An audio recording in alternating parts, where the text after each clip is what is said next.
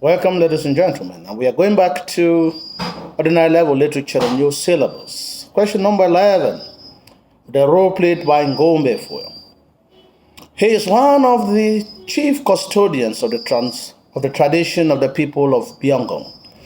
He is the person to whom Bekoncho comes back and informs that there is a statue in the coast.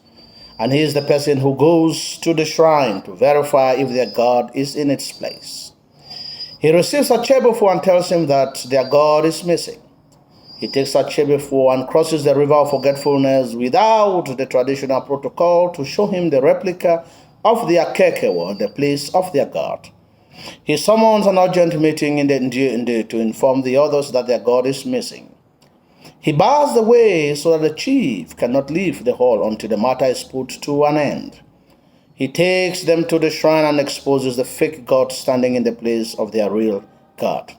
And he convinces everyone to swear by Kungang to prove their innocence, that they are not involved in the theft and the sale of Akekewo. He leads everyone to the Dio's house at night, where they accuse the Dio of killing the Achebefo, and the Dio confesses to his crime and names his accomplices. He leads the elders back to the Ndi, where the chief Nchindia is dethroned, and the other members of the elders who are his accomplices are removed from the council of elders. And it is decided that the blood of the culprit must be sacrificed to cleanse the stool of Akekewo before any other new god will be placed there. He leads the coronation ceremony of Chief Nchindia and forces him to accept the throne after being convinced by the Dio that Anthony Nkwalek is not the best candidate. He arranges for the virgin who is to share the bed with Chief Nchindia on the day of his coronation. He teaches the chief about the tradition of the people for 21 months. He also leads a delegation to see the Dio, asking him for the land of the people and that they should leave the land.